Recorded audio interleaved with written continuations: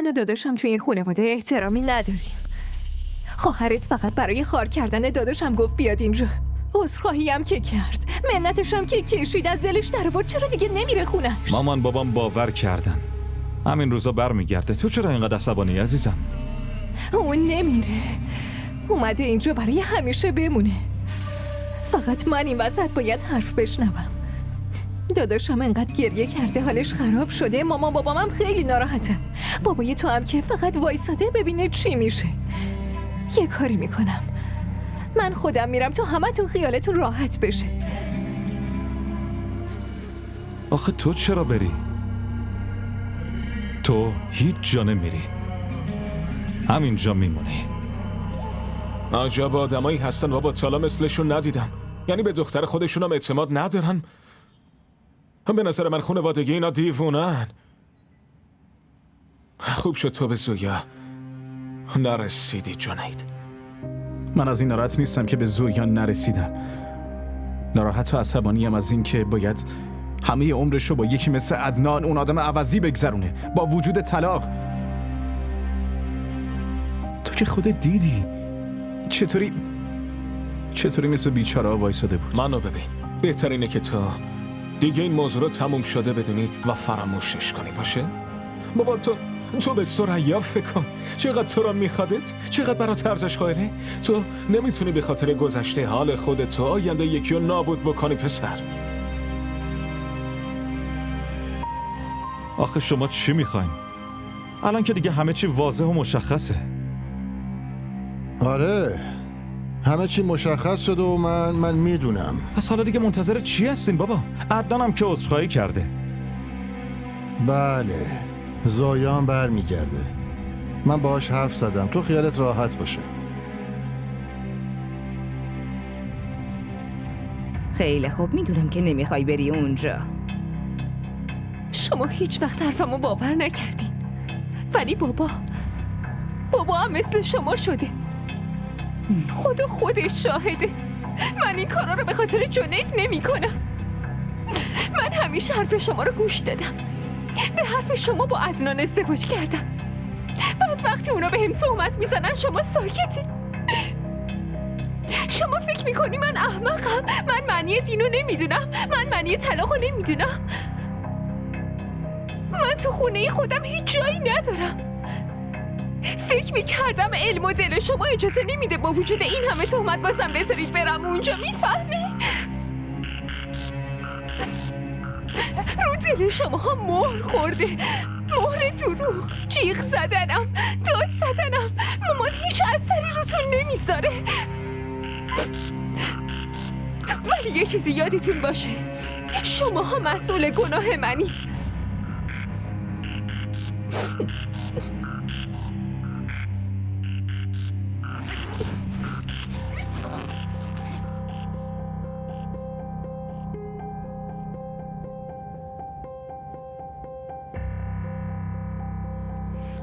سلام علیکم جناب.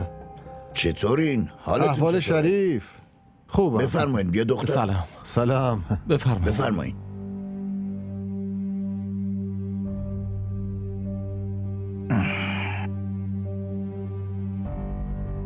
چه خبر احمد آقا؟ اومدم که زویا رو برسونمش. اینجا خونه زویاست، هر وقت دلش خواست بیاد.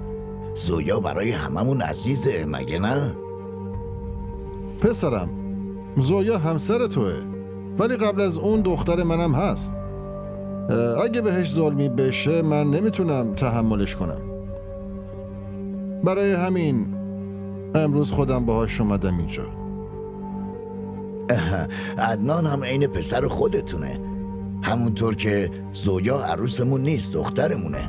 ببینید، من یه آدم متأهلم، حقوق زن و خوب میدونم.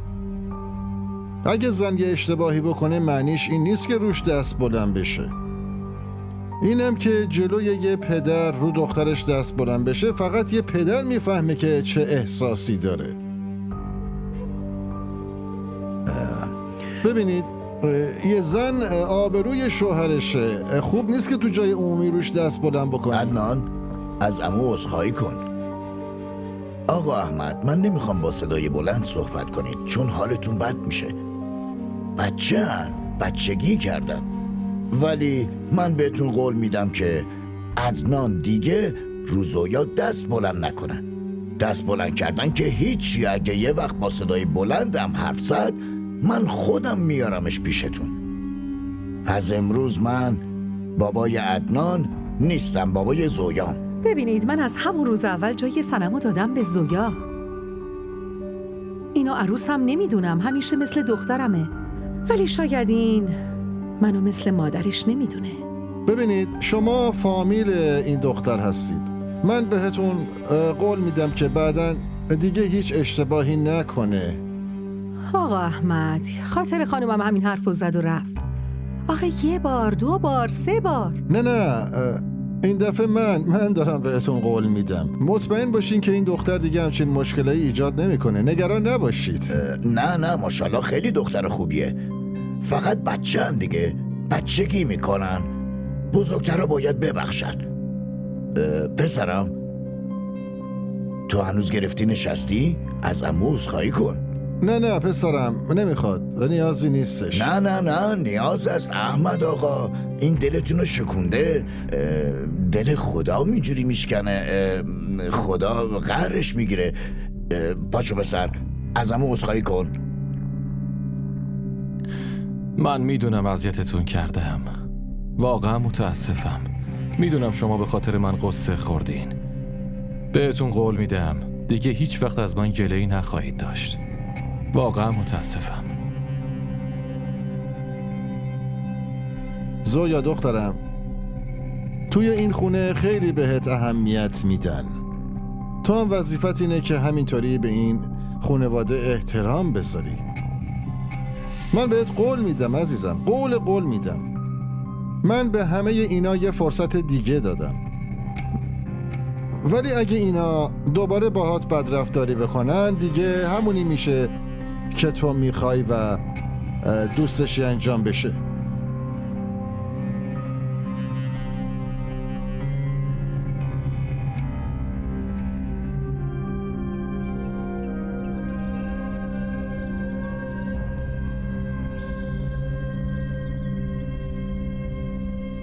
رسوندیش؟ آره، رفتم رسوندم دخترمو. خدا اگه ازت رو برگردونه، دیگه حتی ذکرم به نظرم فایده نداره.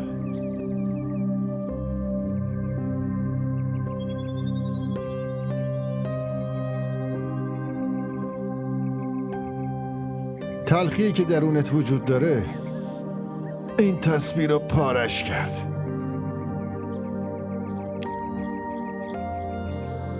از وقتی که زویا رو بردمش یه حس خیلی بدی دارم.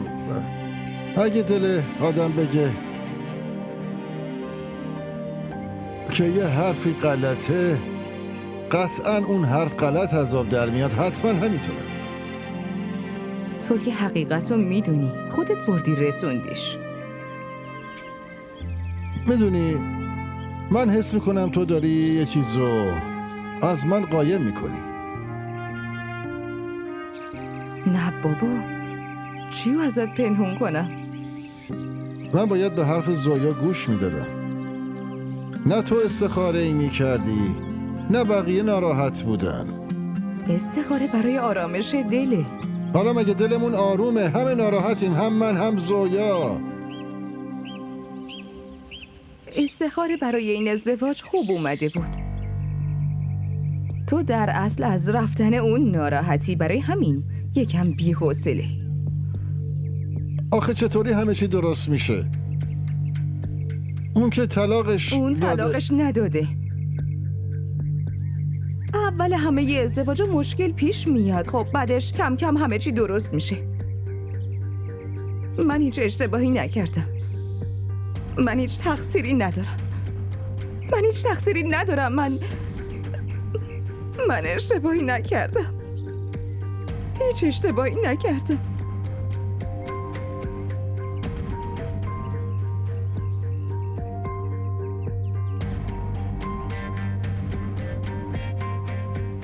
از کدوم آبرو میترسی؟ باباست که آبروی دخترشو حفظ میکنه. وقتی که بابات گذاشتتت پیش این ظالم و رفته، ظالم بازم اذیتت میکنه دیگه. حقیقت رو ازش مخفی کردن، هرچی، اما اون بازم باباته. از بچگی میدونه که راستگویی، میدونه که دخترش هیچ وقت بهش دروغ نمیگه، ولی بازم آورده توی این خونه و رفته. بعد به اون آدمایی داره فرصت میده که از روز اول داشتن اذیتت میکردن، بهت ظلم کردن. بابای من، اون بهشون فرصت داده و رفته، هیچ وقت بهت دروغ نمیگه. الان دیگه کسی کمکت نمیکنه، نه بابات و نه داداشت. دیگه حتی الان شوهری هم نداری. تو این دنیا یه دختر تنها و مظلومی.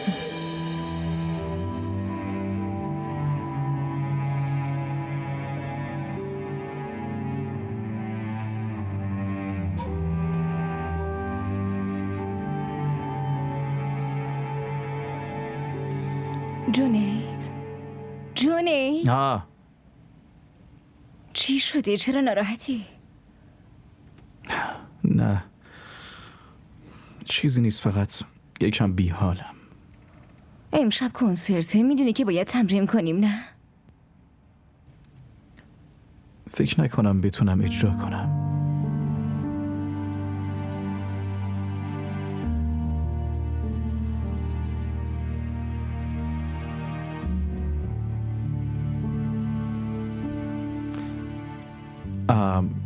سریا،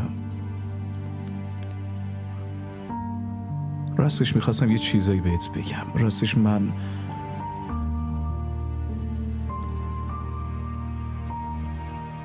خب میدونی سریا، من میخوام که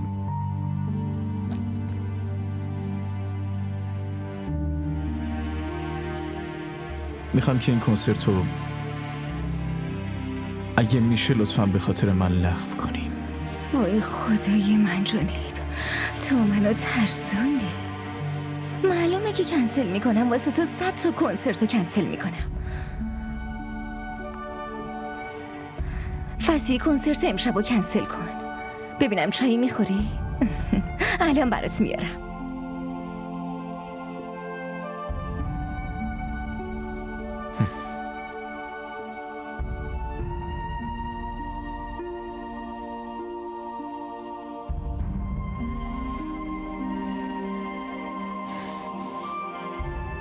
به سریا فقط این کنسرت رو نگو. بگو همه کنسرت رو لغو کنه. آخرش هم رابطتون رو لغو کن بره باشه. میدونم که اون نگران ضررش نیست. تو هم اصلا نگران اون نیستی. دلیل چیه؟ زویا، همه یه بند از این کارات کلافه شدن. به خودت مسلط باش. ازت خواهش میکنم جنید، لطفاً. چطوری؟ آخه چطوری به خودم مسلط باشم؟ از وقتی رفتم تو اون خونه دیدمش، خواب شبم به هم حروم شده. با یه آدم ذلیل داره زندگی میکنه. نسبتش چیه؟ تو که خودت میدونی. خاله زویا کجاست؟ باید ببینمش. من باهاش تلفنی حرف زدم، داشت گریه میکرد، هیچی نفهمیدم، واسه همین اومدم اینجا. الان تو اتاقشه؟ نه، زویا رفته خونه خودش. رفته؟ شما بازم فرستادینش اونجا؟ دخترای متأهل باید خونه خودشون باشن. اون متأهل نیست. شما چرا متوجه نیستین؟ اون دختر شما نیست؟ اگه دختر شما بود الان اینجا جاش امن بود، اینطوری اونجا آبروشو حراج نمی کرد. شما چه جور مادری هستین؟ واسه چی با زویا اینطوری میکنین؟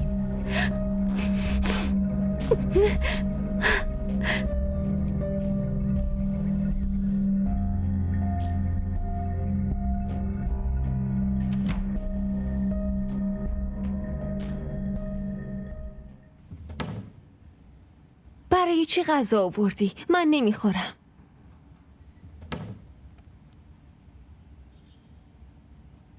غذای حلال رو هم نمیخوری دخترم؟ مگه این غذا رو از خونم آوردی؟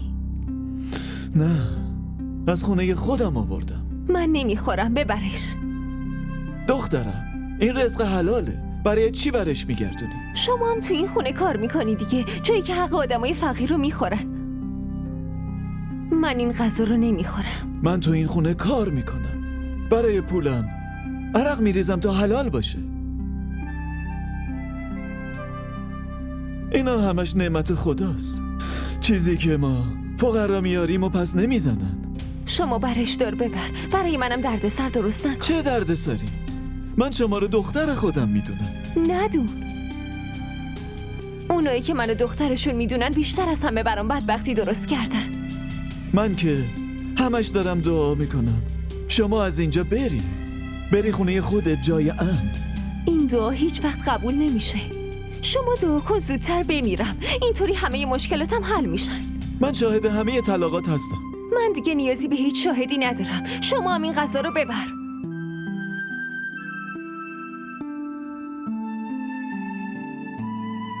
ما را در شبکه‌های اجتماعی دنبال کنید.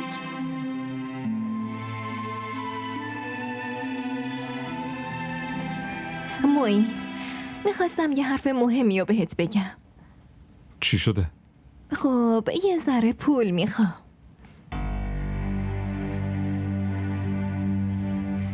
من هیچ پولی ندارم. بعدشم میدونم که تو یه ذره پول نمیخوای. پس داری برای کی جمع میکنی؟ سنم لطفاً منو درک کن. من واقعا دیگه نمیتونم انقدر بهت پول بدم. بابام داره حساباشو چک میکنه. تا امضا نکنه نمیتونم هیچ پولیو بیرون بکشم.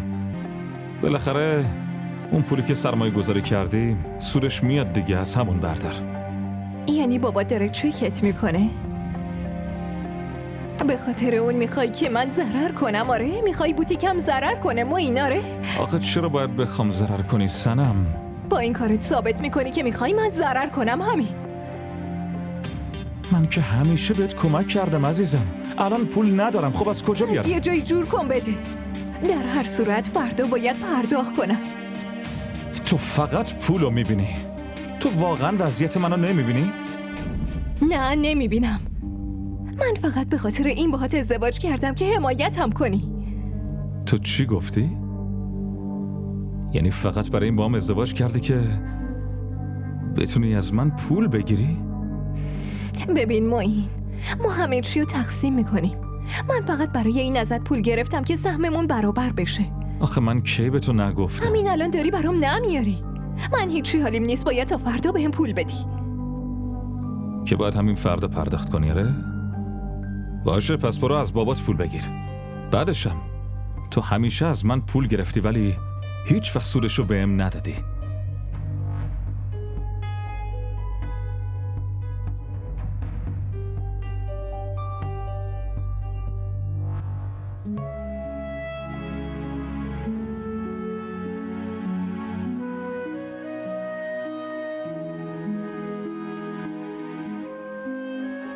کار و کاسبی تموم شده؟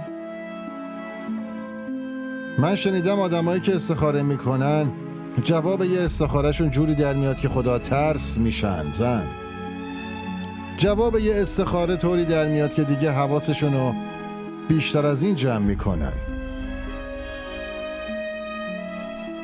من که از حرفات سر در نمیارم. آره، معنی این حرفا برای تو خیلی سنگینه. من حس میکنم که انگار تو داری به من دروغ میگی. چی؟ من دروغ میگم؟ چه دروغی؟ دروغ طلاق زویا. زویا داره دروغ میگه. اون برای چی دروغ بگه؟ خب مشکل همینجاست. تو خودت دیدی. الانم جنید آورده خونه ما، دلیلش هم همونه.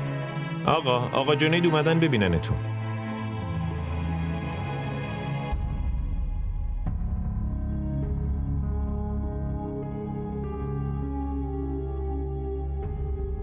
سلام علیکم. علیکم السلام.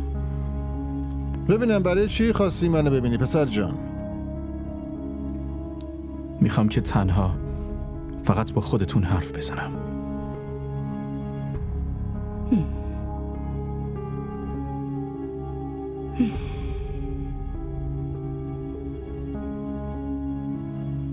حالا برای چی تنها؟ تا شما فقط حرف منو گوش بدین و متوجه بشین. میخوام باتون در مورد زویا صحبت کنم. ما حرفا رو قبلا زدیم. نه خیر، اون روز حرفی زده نشد. فقط یه نمایش برگزار شد تا بشه حقیقت رو پنهون کرد. تو چی میخوای بگی پسر؟ شما لطفاً بشینید.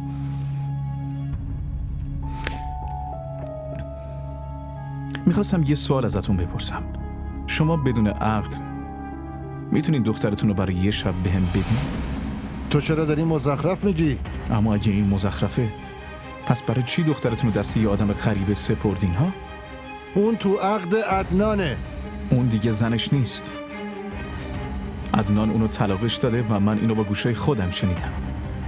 شما پدر زویایین، ولی من زویا رو بیشتر از شما میشناسم. اون گناهکاره، بازم گناه میکنه چون شماها میخواین. دقیقاً هم داره همون کاری رو میکنه که شماها میخواین. شاید شماها فکر کنین که زویا این کارا رو به خاطر من میکنه. به من اعتماد کنین، اما اون خیلی وقته که منو ول کرده. الان فقط به خاطر خوشحالی مادرش همه درای خوشبختی رو به روی خودش بسته. وقتی هم بهتون نیاز پیدا کرد، شما بهش گفتین دروغگو. به حرف اونایی گوش کردین که خودشون دروغگوترینن. اما من نمیدونم مادر پدرم کیه، ولی اونایی که منو بزرگ کردن بهم یاد دادن که گناه چیه. الانم که جلوتون نشستم و دارم سعی میکنم بهتون بگم حقیقت چیه، این همش تربیت اوناست. اونا تفاوت راست و دروغ رو بهم گفتن. ببینین، من بهتون قول میدم دیگه هیچ وقت دوباره تو زندگی زویا نمیام. خواهش میکنم فقط اون طفلی رو نجات بدین. من اگر که حرف تو باورم بکنم، خب پس کی داره حقیقتو میگه؟ اینو از خودتون بپرسین. زویا دختر شماست. این کارو میکنه؟ یعنی اون نمیدونه گناه چیه؟ یا اینو نمیدونه که همچین گناهی چه عذاب بزرگی با خودش داره؟ از خودتون بپرسین.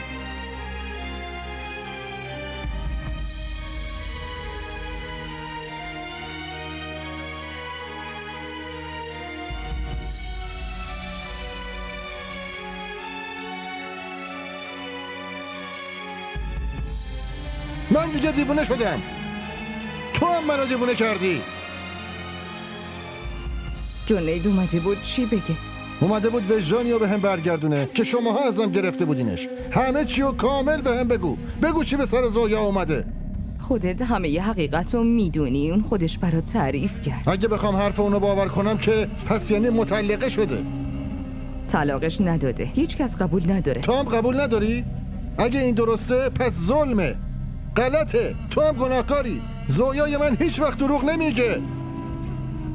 یعنی همه دارن دروغ میگن؟ من اسیر همین حرفا شدم دیگه. یکی میگه طلاقش داده، یکی دیگه میگه طلاقش نداده. یعنی چی؟ بگو، جواب بده. تو میگی خدا ترسی دیگه ها؟ بگو. ولی تو چی بگی؟ کلمه ای نداری که بتونی بگی عزیزم.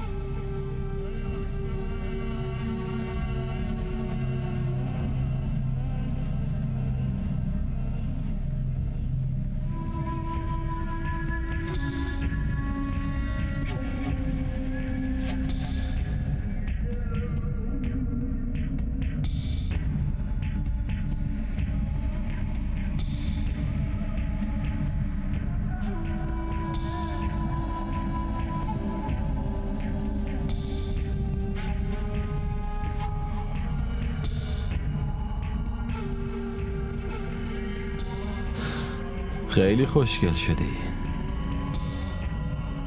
آره، چرا که نه؟ از دیدن عاشقت خیلی خوشحال شدی؟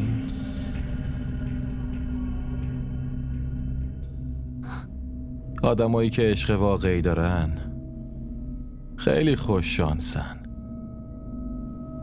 زن منم خیلی خوش شانسه که عشق واقعیشو پیدا کرده.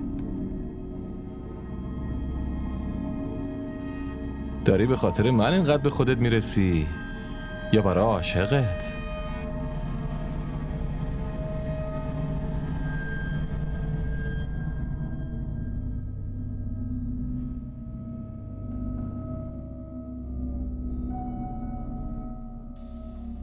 بهت که گفته بودم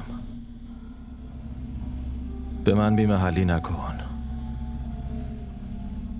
اصلا از بی‌محلی خوشم نمیاد. برای چی به هم بی‌محلی میکنی؟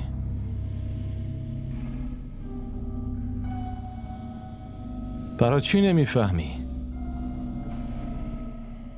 به هم بی‌محلی میکنی؟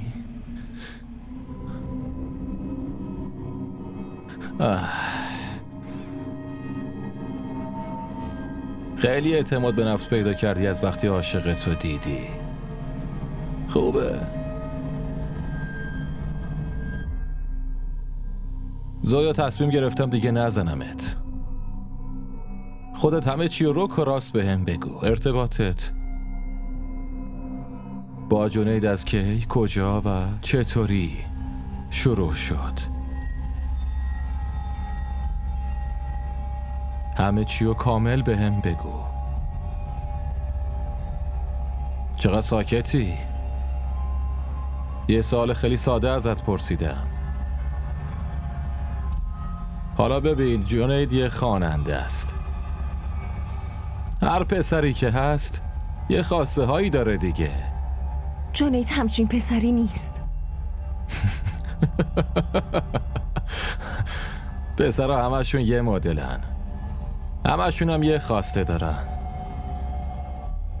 اونم که خواننده است، شناخته شده است.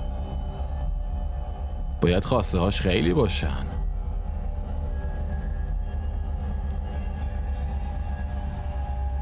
بگو دیگه، رابطه شما دوتا اینقدر نزدیک بود؟ من نمیتونم یه کلمه هم از جنید بد بشنوم.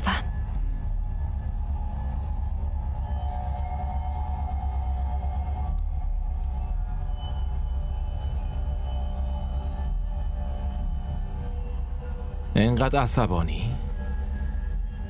اونم از من؟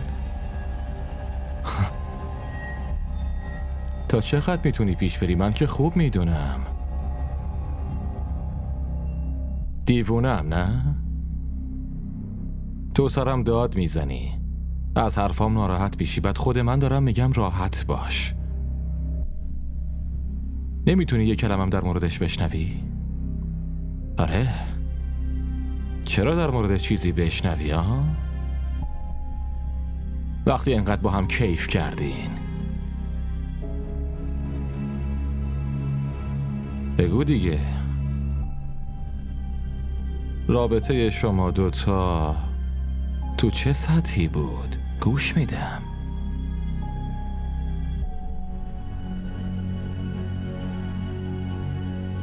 ما را در شبکه‌های اجتماعی دنبال کنید. بله بابا. بله چرا که نخونم. میام، حتما میام، چرا که نه. یکم دیگه میبینمت.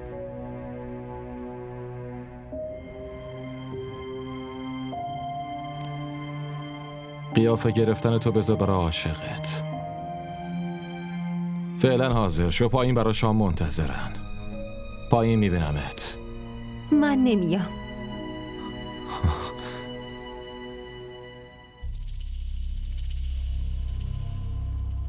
تو چی گفتی؟ نمیای؟ ببین عزیزم، ساکت باشو، هرچه زودتر آماده شو، لباس بپوشو، بیا پایین، شالمالم ننداز. من که بهت گفتم نمیام.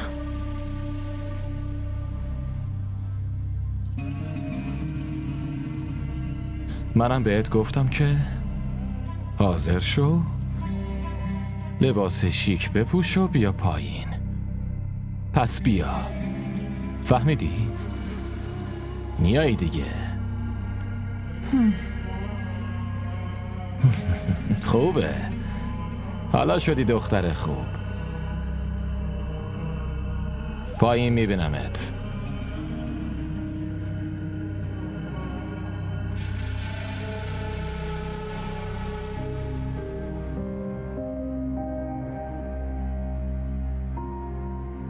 برادر چطور میتونم کمکتون کنم؟ آقا تنویر، من در مورد مسائل شرعی و دینی یه سری اطلاعات میخوام. بله بفرمایید. ولی همه چی مطابق شریعت باشه لطفاً. نگران نباشید. من طبق شرع و دین راهنماییتون میکنم. چه خبر عزیزم؟ امروز خیلی عوض شدی. هنوزم ناراحتی؟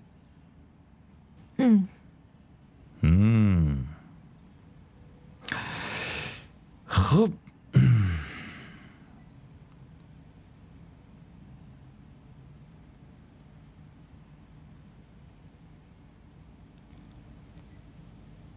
الانم؟ خدای من خیلی ممنونم. خب دیگه من نمیتونم زنمو ناراحت ببینم. میدونم تو خیلی دوستم داری. آره ولی تو نه. این چه حرفیه میزنی؟ راست میگم دیگه، خسته و کوفته اومدم خونه، ولی تو میخوای حاضر شی بری. خب راستش بابام برای نهار دعوت کرده، همه ی آدمای انجیا اونجا. برای نهار؟ آره. باشه پس خوبه، منم میام. آخه چرا؟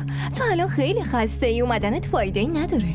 من اصلا خسته نیستم، تازه بعدشم وقتی اومدم خونه و روی ماهتو دیدم همه خستگیم در رفت. اما این آخه همه کارمندای دفتر بابام دارن میان، تو اونجا الکی معذب میشی. نه خیر، اصلا معذب نمیشم. بعدشم میخوام خانواده‌تو ببینم. بابا چند بار تا الان لطف داشته و گفته بیا خونمون، با هم میریم دیگه.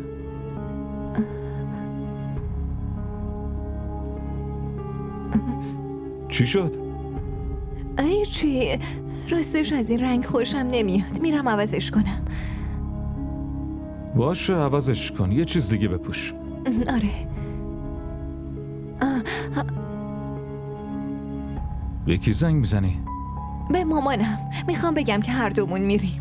نه نمیخواد زنگ بزنی، سورپرایزشون کنیم بهتره. ولی چی؟ نکنه نمیخوای باهات بیام ها؟ نه اینطور نیست، ما این چی میگی؟ پس پاشو بریم دیگه، یه وقت دیر میشه. بلند شو، پاشو دیگه، زود باش، هنوزم که نشستی، بلند شو.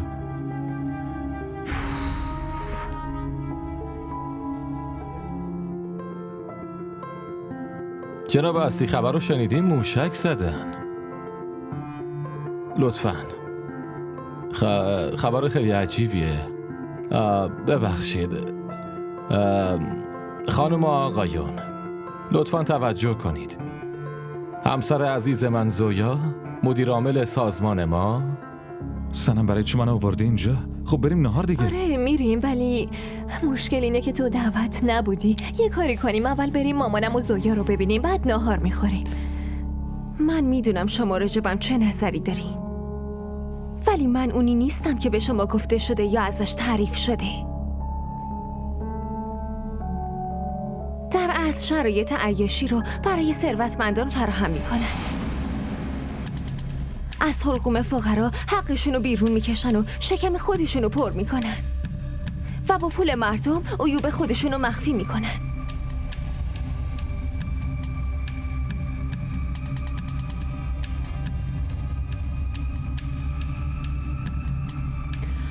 من اصلا تقصیری ندارم، ولی بازم عذرخواهی میکنم. اشتباه کردم که حقوق خودم و خرج هزینه های خونه و خودم و خانوادم کردم، کاری که همیشه میکنم. من نمیتونم خودم رو تأمین کنم. با فقرا چی کار کنم؟ رئیس این سازمان پدر شوهر بنده، معاونشون پسرشون عدنان پول این سازمانو به اسم حقوق خرج اعضای این خانواده میکنن و من مدیر عامل این سازمان به هیچ وجه نیستم.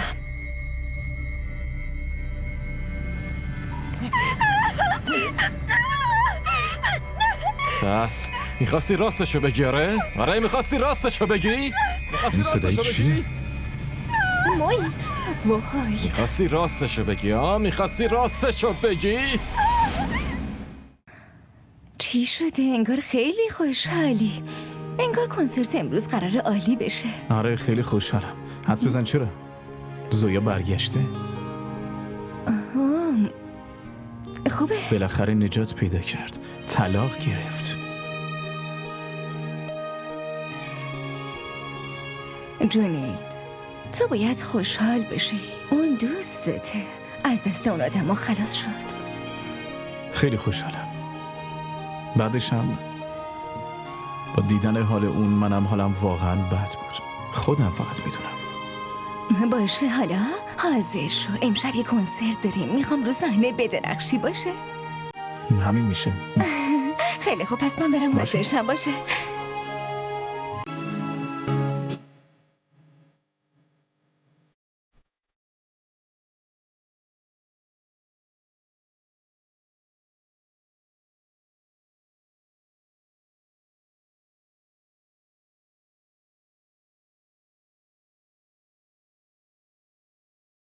DDTV ارائه کننده بزرگترین سریال های درامای ترکی، کره‌ای، پاکستانی دوبله شده به فارسی می باشد. لطفاً سابسکرایب کنید و عضوی از خانواده ما شوید.